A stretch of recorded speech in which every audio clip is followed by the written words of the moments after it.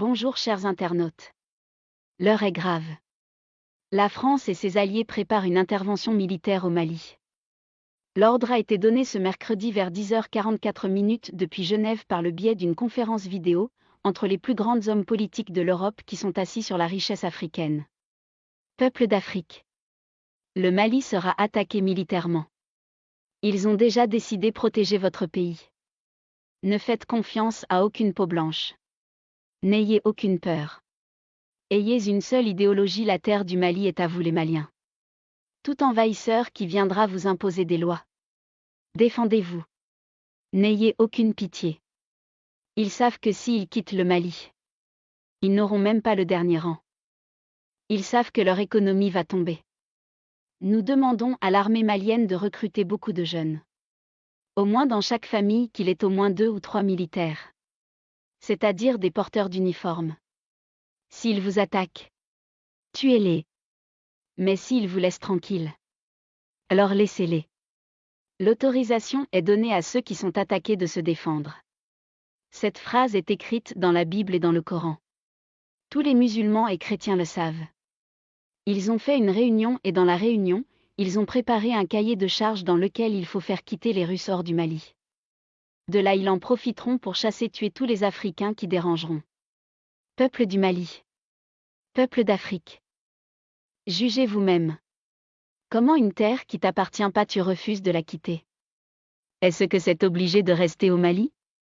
Pour quelle raison France refuse de quitter le Mali? Maliens et Maliennes. Jugez vous-même s'il vous plaît. Aujourd'hui il y a quelques hôtels de Bamako qui sont remplis de militaires français. Allez-y vérifiez vous-même, faites semblant de vous asseoir à la réception de ces hôtels. Vous verrez les Français descendre des ascenseurs.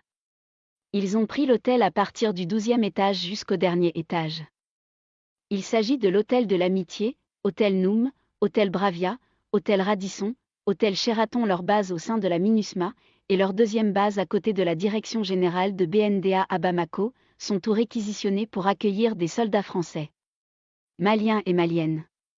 Écoutez ce que dit la ministre française. De Wagner sont déployés sur le territoire malien et un coup d'État que nous condamnons vient d'avoir lieu au Burkina Faso. Alors est-ce qu'il faut abandonner la lutte contre le terrorisme? Non. Non, ce combat est essentiel à notre sécurité. Cet engagement contre le péril djihadiste... Les Africains vous demandent de quitter leur terre et vous dites non. On ne peut pas quitter. Un Africain peut-il faire ça en Europe? Écoutez ce qu'elle dit. Elle dit directement et clairement que la France ne quittera pas le Mali. Est-ce que les Africains ont dit qu'ils ne peuvent pas sécuriser leur terre? Pourquoi ils font comme si l'Afrique est à eux? Ils vous prennent pour des enfants. Des gens qui sont pas intelligents. Ils savent que s'ils quittent l'Afrique, ils deviendront pauvres. Maintenant écoutez ce que dit cet Africain. Il le voit. Il voit son parcours, il voit la maison où le soldat entre. Donc, la question que j'aimerais poser, tonton le français, tonton Emmanuel Macron, c'est vrai que tu es mon petit frère, toi et moi dans un couloir, il y a moyen de te coucher. Je vais parler vrai là. Emmanuel Macron, toi et moi dans un petit couloir noir, j'ai des jambes, coup de tête, tu es par terre. Toi, tu veux nous faire comprendre que depuis 8 ans, vous êtes au Mali là. Vous ne savez pas où tombent les djihadistes. Vous avez ce qu'on appelle des drones. En espace de 24 heures, si les soldats français disent on met fin à la rébellion au Mali, en 24 heures, les soldats français mettent fin à la rébellion au Mali. La question fondamentale qu'on doit se poser, pourquoi pendant 8 ans, les soldats français ne détruisent pas les djihadistes qui viennent attaquer le Mali? Première question.